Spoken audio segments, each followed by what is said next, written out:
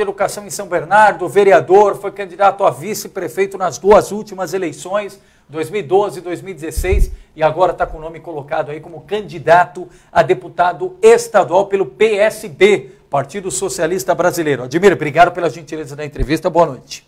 Boa noite, Leandro, boa noite, Carlos, o Ailton, a toda a equipe da Rede TV, HD, e aos internautas, né, que fazem desse programa aí um programa de grande audiência. Legal, Admir. Bom, para a gente iniciar aquela costumeira indagação, Admir, o porquê da candidatura a deputado estadual, qual a motivação da sua participação no pleito desse ano?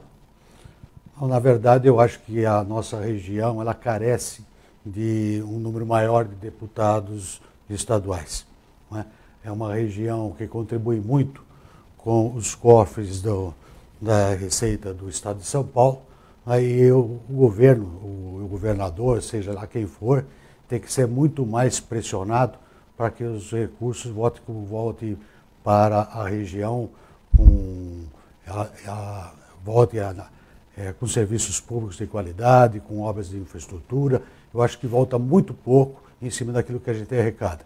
E a culpa é de nós mesmos, né? De nós políticos do bem, que às vezes deixamos de sair candidato, é dos eleitores, que às vezes não analisam o voto. A gente perde aqui na região em torno de 40% dos votos para candidatos de fora da região, e com isso nós ficamos aí com um número reduzido de deputados estaduais, e a pressão em cima do governo é menor do que outras regiões do estado, onde eles procuram votar mais nos candidatos da região.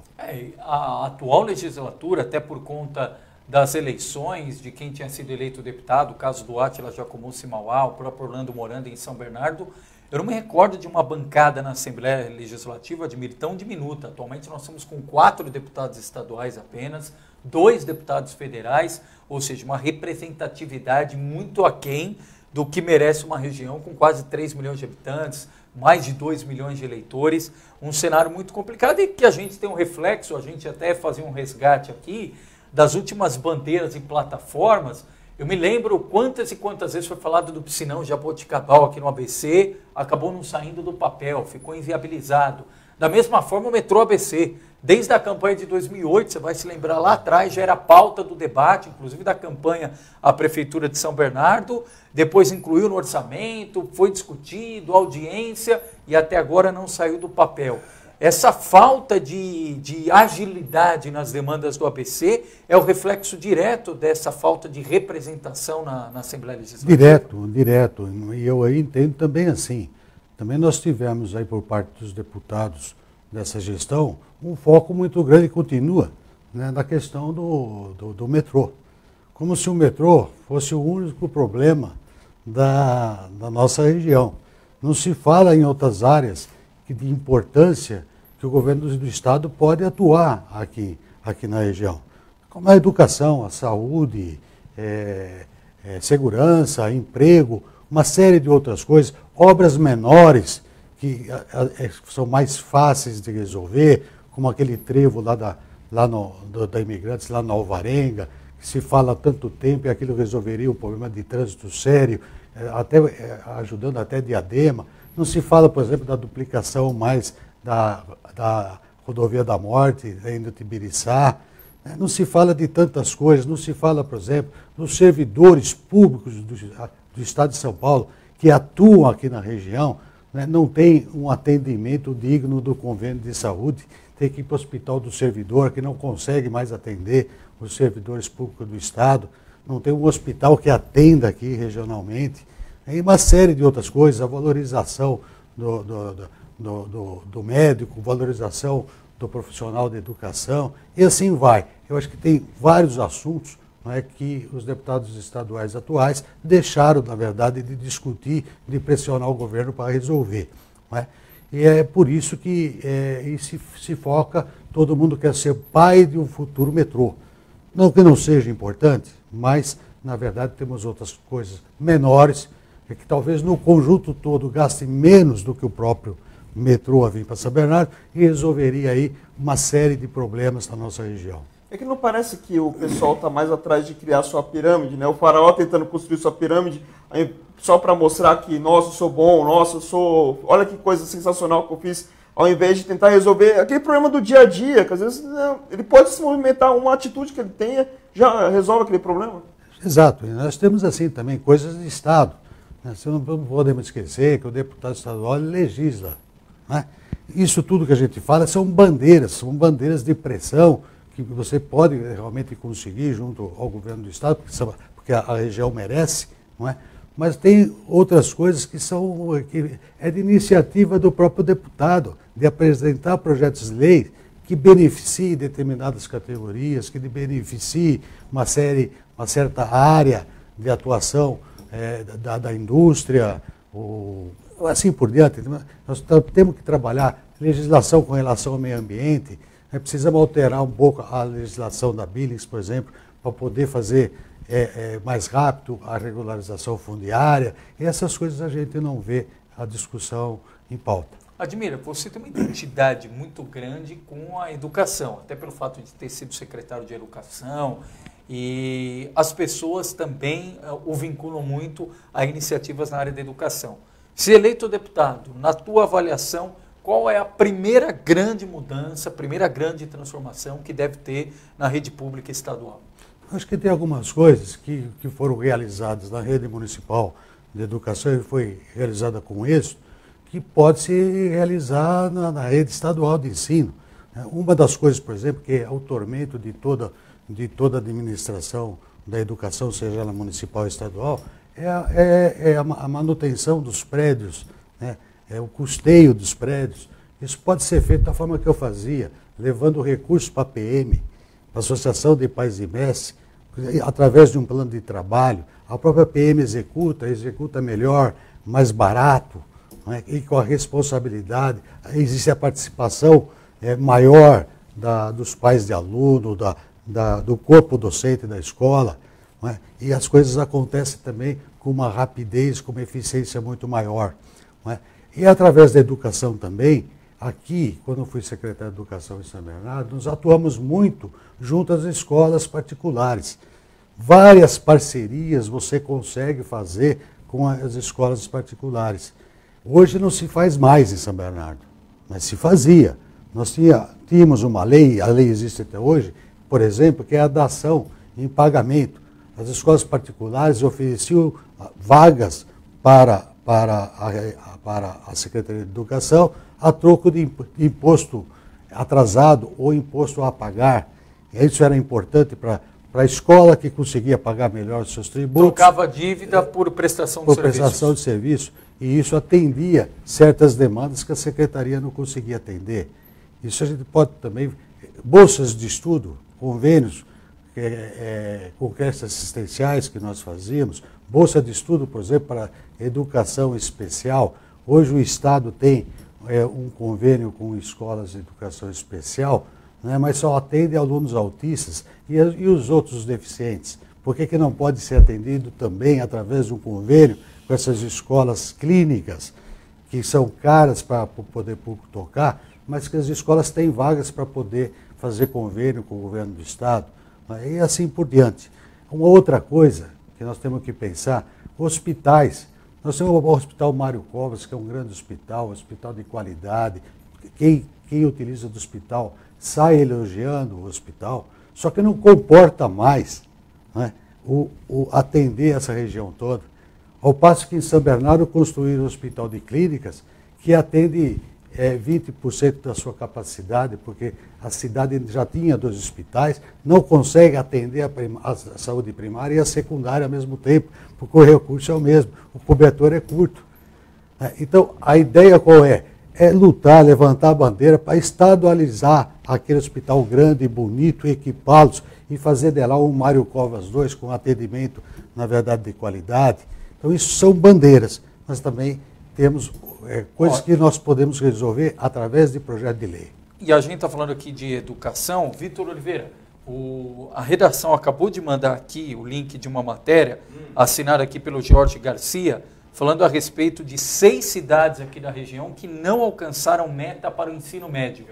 Pode colocar aí na tela, está no nosso grupo. Isso, né, hoje. E aí, só para reportar para você que nos acompanha, para ter mais dados e para ilustrar a nossa realidade regional, das 7 cidades aqui do ABC, só São Caetano atingiu a meta estipulada pelo Ministério da Educação para o ensino fundamental, ou seja, primeira a quinta série, ou primeiro ao quinto ano, e também do 6º ao 9º ano, que é ao 6º ao 9º ano, perdão, que é chamado do ensino fundamental 2, né? E para o ensino médio, que é o antigo 2º grau. Os números constam do IDEB, como bem lembrou o Carlos, o Índice de Desenvolvimento do Ensino Básico, que foi divulgado hoje com base nos dados do ano passado.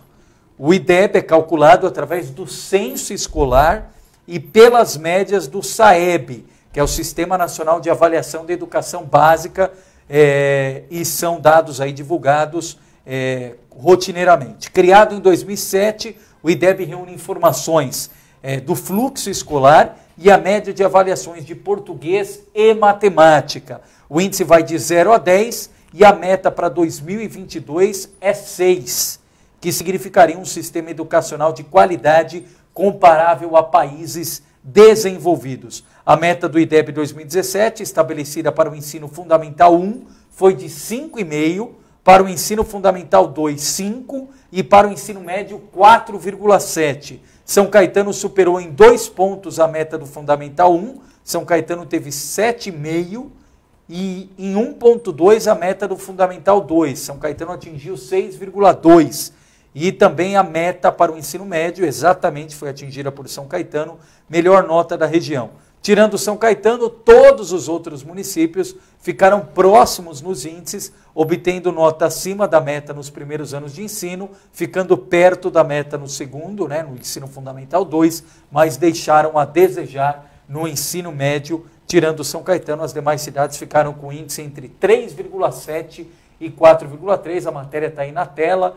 Então, só São Caetano, aqui da região do ABC, alcançou e atingiu a meta para o ensino médio. Admir? Pois é, eu acho que, na verdade, também falta um pouco, não é, de valorização, né, dos profissionais de educação. Quando estivemos em São Bernardo, nós fizemos 2 estatutos do magistério, né, 2 em 10 anos. E nós precisamos valorizar o professor, assim como precisamos também valorizar o médico. Não é? Nós pretendemos, inclusive, apresentar um projeto de lei para estudar um desconto no ICMS para essas 2 categorias importantes. Se você não consegue valorizar de uma forma, tentar valorizar de outra forma. É um desconto, talvez, no ICMS na compra do veículo, por exemplo, que são profissionais que atuam em várias unidades escolares, atuam com o seu próprio carro, com o desgaste do carro, com o pouco salário que recebe. Então, talvez aprovar uma lei que dê um desconto no ICMS na compra do seu veículo. É uma forma de valorizar. E a formação continuada dos professores, essa é fundamental para que nós possamos também ter um ensino de qualidade. A merenda escolar, né, da forma que nós fazíamos, que foi modelo, na verdade, para o país, a merenda escolar da nossa época, introduzir aquele tipo de merenda no self-service, nas escolas do Estado. Então, são uma série de coisas, e eu não preciso dizer isso, todo mundo sabe, quem me conhece sabe, que, sem dúvida, o que eu penso é que é através da educação que nós vamos resolver todos os problemas. Tudo passa pela educação. Com a educação você resolve o problema da saúde, você faz uma educação preventiva. Através da educação é que nós vamos resolver o problema da violência.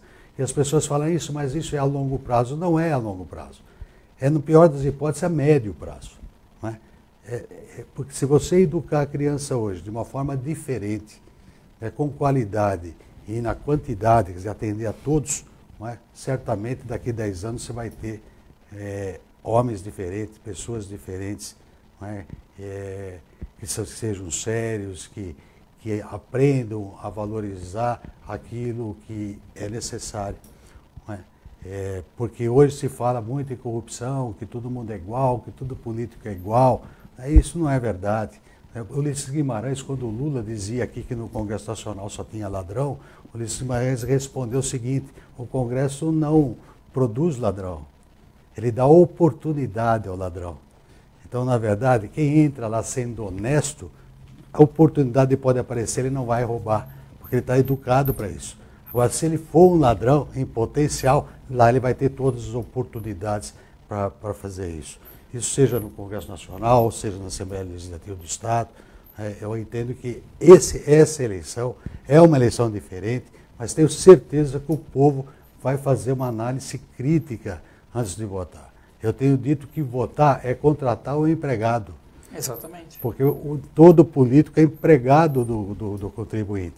Só que quando você contrata um empregado, você vai ver as referências dele para ver se ele é honesto. Analisar o currículo. E vai analisar o currículo para saber se ele tem competência e experiência para exercer o cargo que ele está pretendendo. Aí, a gente costuma dizer aqui, né, Admir, não é só, a democracia não é só votar a cada 4 anos ou a cada 2 anos.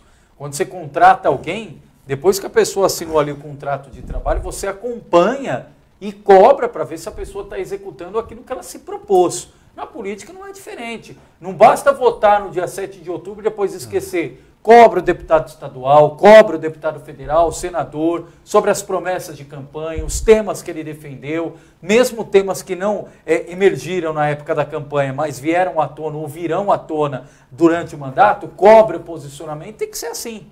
Exatamente. Então eu vejo assim, honestidade não deveria ser requisito. Obrigação. É obrigação, né? Não seria, é obrigação. Sim. Mas como está em pauta, então vamos analisar a honestidade do candidato, mas tem uma coisa que é importante, que esse sim é requisito em qualquer lugar do mundo, que é a experiência e a competência.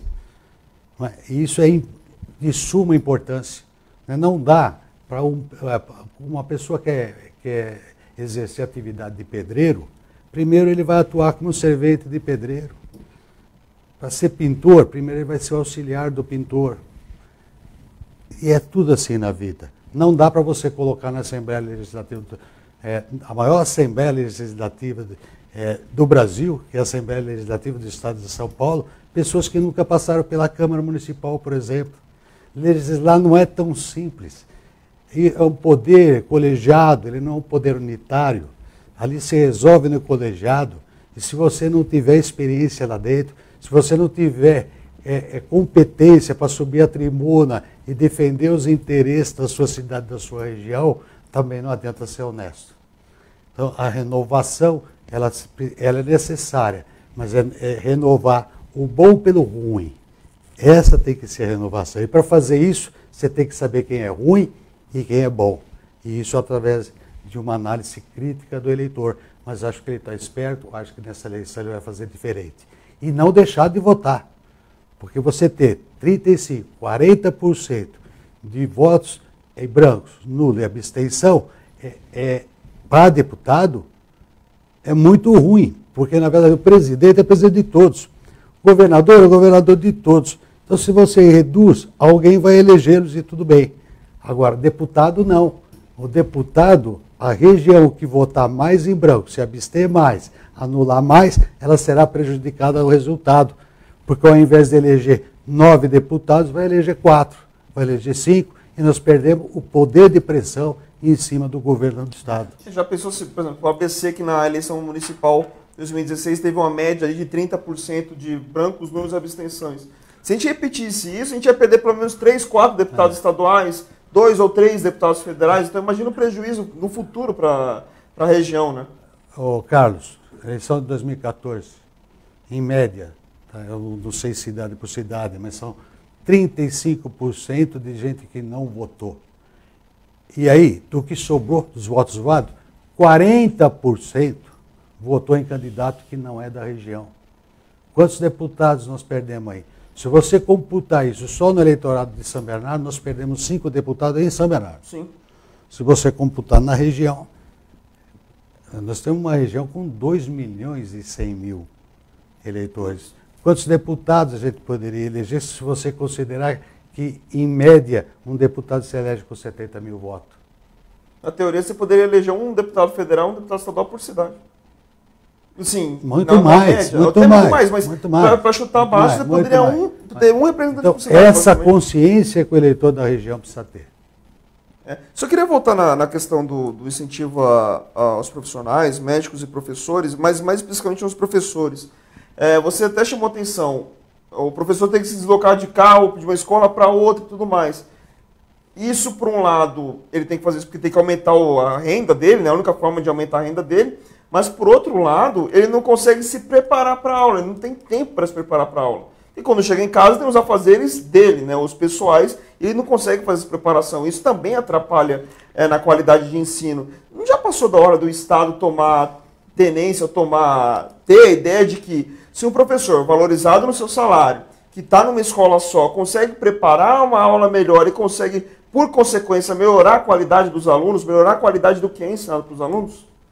Não, lógico. Eu estou dizendo o seguinte, que na verdade a valorização do quadro do magistério, ele tem que ser dado de várias formas. Não é só salário, é Sim. formação. Nós damos formação, muita formação. Nós implantamos até o Senforp, que acho que foi o primeiro município no estado de São Paulo a criar o Senforp, que é o Centro de Formação dos Profissionais da Educação. Sim. Basicamente por isso. Isso também é uma valorização. Não é? E o Estado a gente não vê fazendo muito isso. Não é? E essa questão do horário, lógico, se o professor tiver um salário maior, obviamente que ele terá mais tempo para poder se preparar para a aula, enfim. Mas eu digo o seguinte, que além disso, porque você tem aquela coisa que é o ideal. Né? Então, se você não consegue fazer o ideal, você não faz nada. E aí, continua sendo prejudicado. Em época de campanha, todo mundo fala de educação e de saúde. Agora, quem realizou realmente coisas na educação? Isso precisa ser visto, porque é sempre só o discurso. E às vezes, quando vota o projeto do executivo, na verdade não é para valorizar, é para achatar ainda mais. Isso é o cotidiano, que não é desse governo, não. São de vários governos. É governo, pós-governo, essas coisas vão acontecendo dos profissionais das duas principais áreas, que é a saúde e a educação.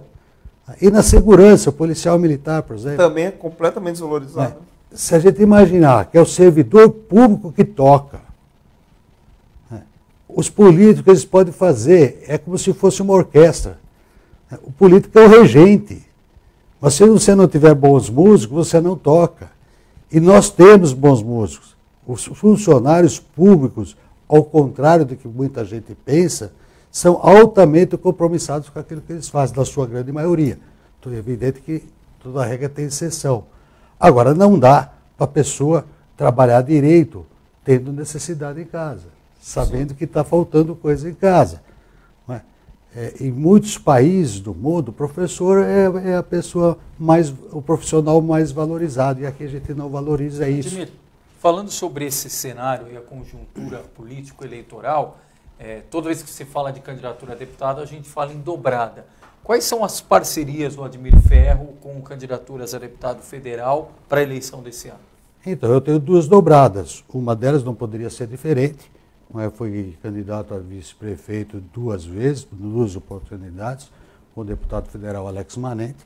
Tenho uma dobrada com ele em São Bernardo, não é uma dobrada regional, mas em São Bernardo eu tenho uma dobrada com o Alex Manente e tenho também uma dobrada com o professor Luiz Flávio, que nós estamos atuando aqui, aí sim, na região toda, mas é um trabalho exercido mais na área do direito, dos profissionais do direito, que é onde o professor Luiz Flávio gosta de atuar. Então, por enquanto, essas duas dobradas que nós temos. E passar aqui rapidamente pelas participações, vou mandar um abraço ao professor Murilo Vale, o Luiz de Deus Tavares citei aqui, o Jorge Garcia, a Raquel tinha citado, obrigado, Miraci Costa Pastorim, obrigado pela participação, Marco Antônio Salvador falando boa noite, Admir fala bastante de educação, queria saber o que pensa sobre a saúde, até para a nossa audiência rotativa, o Marcos acompanhou aqui, e para quem não viu, o Admir Ferro também falou sobre a saúde, você pode acompanhar aí, para quem está acompanhando do meio para frente a entrevista, assim que acabar a transmissão, pode ali retornar com calma, quem viu, ver novamente, para ver os posicionamentos e prioridades do Admir Ferro. a Nancy também nos acompanhando, Tião Vieira, a Rosiane Marçom, nossa colega da imprensa, Ricardo Lopes, Ruth, o Antônio Silva, obrigado, o Osmar Cussiol, o Heraldo Previato, o grande Heraldo, obrigado pela participação, sempre também falando da questão da saúde, o Heraldo também pontuando aqui o ensino médio, educação, o Admir Ferro falou sobre isso, a Célio, o Emerson Oliveira, Rogério da Lupa, obrigado, o Hélio Souza, aqui pontuando especificamente, Admiro, o Rogério fala o seguinte, que em 2006 solicitou a reabertura do Hospital Príncipe Humberto. É possível reabrir o Príncipe Humberto em São Bernardo, Admiro? Na verdade, o Príncipe Humberto nunca foi um hospital público, né? O Príncipe Humberto é um hospital particular, é uma massa falida, e aquele prédio hoje não serve mais para nada, né? Na verdade, se construiu um hospital muito melhor do que o Príncipe Humberto, né, que é o hospital de clínicas que eu estou falando aqui, mas não adianta você gastar mais de 200 milhões como foi gasto naquilo e depois você não tem dinheiro para tocar. Eu construí 57 escolas. Quando fui diretor de Poupatempo, eu construí 40 Poupatempos no estado de São Paulo todo. Mas antes de você construir um prédio, você precisa saber se você vai ter recurso depois para fazê-lo funcionar. E parece que às vezes isso não acontece, não se planeja isso. O prédio não exerce nenhum serviço. O Poupatempo, 40 Poupatempos instalados. Criamos lá o serviço de agendamento pela internet. Só aqui na região fizemos 3 Poupatempos, que é o de Santo André, o de Diadema e o de Mauá. Por quê? Porque era só São Bernardo que atendia essa região toda. E ali não era mais Poupatempo, ali o apelido já era perda de tempo. As pessoas chegavam tudo de manhã, tinha que pegar uma senha, às vezes para tirar uma segunda vez de identidade e ir até meio-dia. Então, como é que nós fizemos? Criando outros Poupatempos e criando agendamento pela internet. Quando você dissolve, você consegue espalhar o atendimento pelo dia inteiro, porque é das 7 às 7 da noite. Então, hoje, se você for no Poupatempo, você foi agendado às 11h15, você é atendido às 11h15. Ou até antes. E você não fica mais do que 15 minutos. E é um serviço público, é o melhor serviço público do Brasil, o Poupatempo do Estado de São Paulo. Ele tem 99% de aprovação do usuário. Tem gente que não acredita que aquele é um serviço público. E por que nós não podemos, no Estado de São Paulo, transformar outros serviços no padrão Poupatempo? No serviço de atendimento da saúde, no serviço, quando você vai tirar um boletim de ocorrência na delegacia, porque você não pode ser atendido também com essa rapidez, com a eficiência que você tem no Poupatempo. Então, mas até isso que eu ia perguntar, você teve lá no Poupatempo, você gerenciou tudo aquilo, não só de construção, mas lógico que você viu toda a questão de logística, de atendimento e tudo mais. Por que se consegue ter um equipamento, ou uma série de unidades desse equipamento que funcionam muito bem, que atendem muito bem, e o restante do poder público, que você, entre aspas, o governador ou quem estiver no poder, deveria ter a obrigação de fazer a mesma coisa, não consegue? É uma questão de gerenciamento de partes do governo, não é? Eu entendo assim. Um governo, às vezes, ele não é excelente de forma harmônica. Às vezes tem uma secretaria, dependendo da equipe, que você põe numa secretaria, da outra equipe, depende de como você forma o governo. Por isso que eu digo, um governador do estado, ele só vai ser bom se ele montar uma grande equipe, uma equipe boa em cada área de atuação do governo. Né? Porque senão, na verdade, você não consegue. E você tem que compartilhar. Normalmente, os governos, cada secretaria é um governo à parte. O que precisa também é o compartilhamento das coisas boas que acontecem numa secretaria, que compartilhe com a outra. Normalmente isso não acontece. Um secretário de uma área não sabe nada do que está acontecendo na outra área de atuação do governo. Então, isso é uma coisa que qualquer governador tem que implantar, o compartilhamento das ações positivas dentro do próprio governo. Então, e além disso, acho que uma das outras vantagens que eu vejo no Poupatempo é o compartilhamento do espaço com o município. Muitos municípios prestam serviços dentro do Poupatempo, inclusive com a mesma eficiência. Esse ano, por exemplo, eu tive uma série de vezes no Poupatempo de Diadema, tentando resolver uma série de questões que não eram exatamente ligadas ao governo do estado, ao governo municipal. E o atendimento era o mesmo, né? Mas é porque na verdade, nós temos também do governo federal. Sim. Você tem a emissão, por exemplo, da carteira de trabalho, que não é do governo do Estado. Na verdade, é que para entrar dentro do Poupatempo, tem que seguir o padrão do Poupatempo, porque senão não pode entrar. Isso é uma exigência, né, que a diretoria da Prodesp, que cuida dos Poupatempos, onde eu fui o diretor, Sim. é uma exigência que a gente faz. Se não cumprir os padrões, não pode estar lá dentro, tem que estar fora do Poupatempo. Porque estou até falando isso porque você não vê em outras áreas esse tipo de conversa. Fora a saúde, que tem um SUS, é um sistema único no país inteiro, mas, por exemplo, a educação dos municípios não conversa com a educação do Estado. Quando você sai de uma escola, o aluno sai de uma escola municipal e vai para a escola estadual, por exemplo, a diferença é gritante. Talvez não converse hoje. Na minha época, como secretário, conversava. Nós tínhamos, por exemplo, a merenda escolar das escolas estaduais, na minha época, quem é que servia? Era a prefeitura. Entrou o Marinho do PT, cortou a merenda escolar. Então você tinha o mesmo padrão de merenda. E a gente recebia um pequeno recurso do governo do Estado para fazer a merenda. Isso foi cortado, né? O processo de municipalização integral que nós fizemos nessa época de 1ª a 4ª série foi feito numa parceria excelente com a diretoria regional de ensino, ainda na época, quero dar o crédito inclusive a ela, a professora Neide Sintra, hoje aposentada, que foi a diretora de ensino da época, foi uma grande parceira do município. Agora, quando você não quer fazer parceria, às vezes até por questão de ordem partidária, ou porque esse não gosta daquele, aquele não gosta daquele, aí que as coisas complicam. Não é? Mas na minha época havia parceria assim, não só com a Secretaria de Estado. Nós tínhamos uma parceria, volto a dizer, muito grande com as escolas particulares. As escolas particulares nos ajudaram muito naquela oportunidade. E só aproveitando aqui, a gente está caminhando para a reta final da entrevista, o Martim Clementino da Silva nos acompanhando, a Raquel Rogério Citei, ex-secretário de Educação de São Bernardo, a Cleide Repúlio, Cleusa Repúlio, nos acompanhando também. Obrigado, professora Cleusa, sempre nos acompanhando. Me recordo que tanto a Cleusa quanto o Admir aceitaram logo no início da gestão fazer um debate, ainda na época que eu estava na Rádio ABC, aliás, um debate de altíssimo nível, divergindo na questão de ideias, de propostas, mas um debate de alto nível entre a Cleusa e o Admir Ferro. E até fiz essa introdução pelo seguinte, Admir, para você avaliar o atual cenário político de São Bernardo do Campo no que diz respeito às candidaturas a deputado estadual. Tirando as candidaturas do PT, Luiz Fernando, Barba, nós temos ali 3 candidaturas no campo oposto ao PT. As mais faladas ou mais repercutidas, da Carla Morando, que representa o atual grupo político da Prefeitura de São Bernardo, esposa do prefeito Orlando Morando, Julinho Fusari, que é vereador pelo PPS, que tem sido aí, digamos, o maior opositor ao atual governo na Câmara Municipal, e a tua candidatura a deputado. Como é que você avalia aí e o que diferencia essas 3 candidaturas? Eu diria que as 3 são candidaturas bem-vindas. Eu gostaria que todos se elegessem. É o discurso que eu fiz ainda. Que não fosse só esses, não, que se elegesse mais.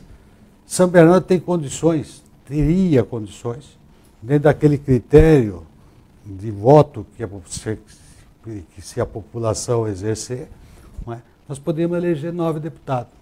São Bernardo jogou na lata do lixo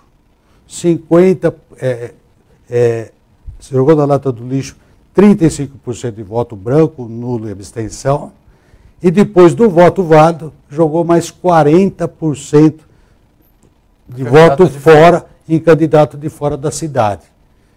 Então, na verdade, são 5 deputados, se você fizer o cálculo. Nós elegemos 4, podíamos ter elegido 9. Então, você está dizendo de 4, o meu principal adversário não é nenhum deles. Torço para que todos se elejam, para que a gente possa, na verdade, criar uma bancada mais forte.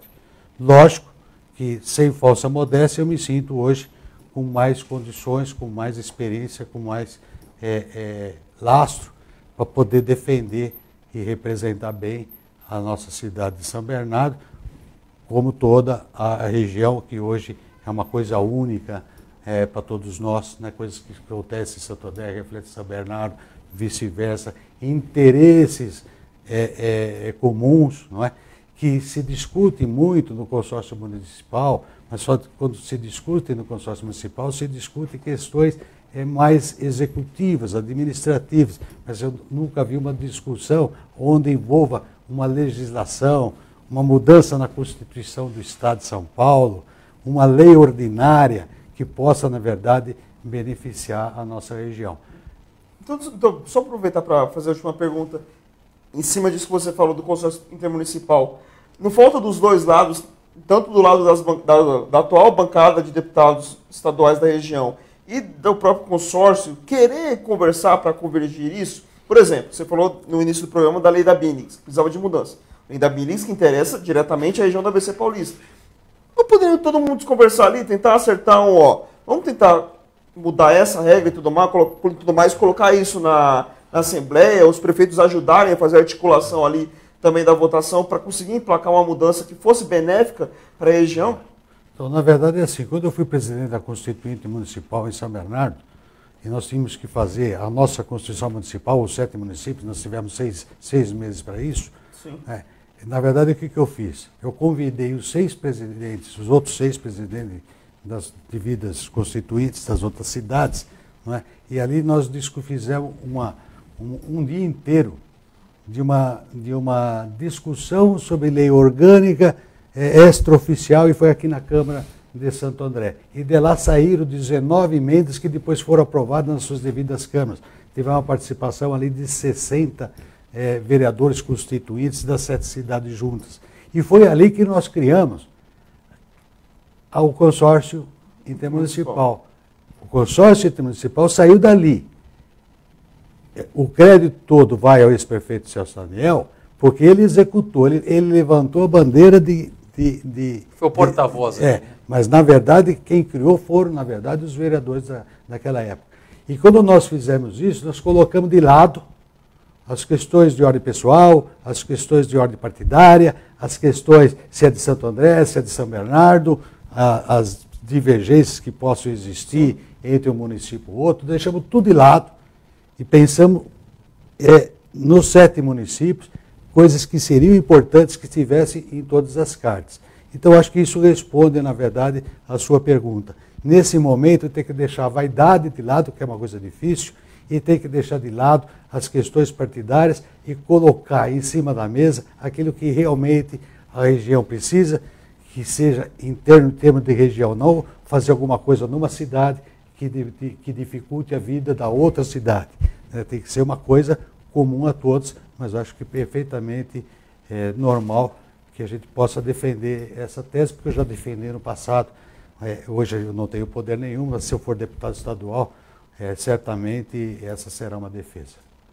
Bom, estivemos aqui com o candidato a deputado estadual pelo PSB, Admir Ferro. O relógio é implacável aqui, o Admir falando sobre os principais temas aí, avaliação do cenário, propostas, bandeiras, enfim, sobre o cenário que envolve essa candidatura aí a deputado estadual. Para você que acompanha a audiência rotativa, convido a acompanhar toda a entrevista. A íntegra vai estar aqui na sequência, ao término da nossa transmissão. Carlos Carvalho sempre lembra também no YouTube, reportagem no site do Repórter Diário, para você ter acesso e se familiarizar, se identificar cada vez mais com aqueles que são os candidatos com domicílio, com identidade aqui na região do ABC. Admir Ferro, obrigado pela gentileza da entrevista. Fica à vontade para as considerações finais. Não, eu agradeço a oportunidade. A oportunidade nossa em período eleitoral são pequenas, né?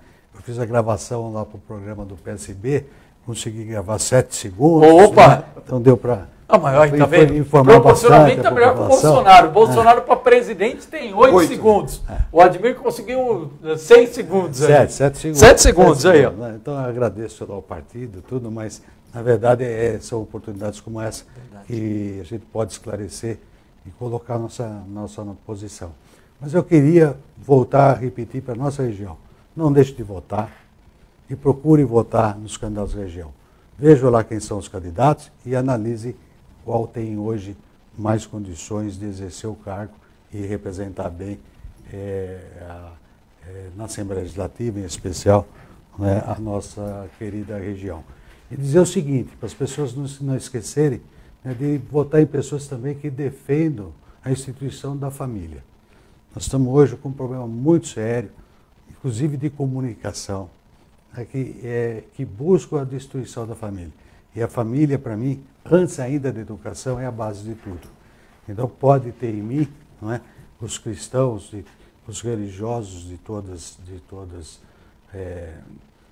as instituições religiosas que acreditam na família como a base de tudo, pode ter certeza que eu, estando lá, também estarei sempre votando em projetos em defesa da família e votando contra qualquer projeto que vise destruir a curto ou a médio prazo a instituição da família, porque é assim que eu fui educado, né, na casa dos meus pais, né, a educação que eu agradeço até hoje, os dois já falecidos. Obrigado a todos, então.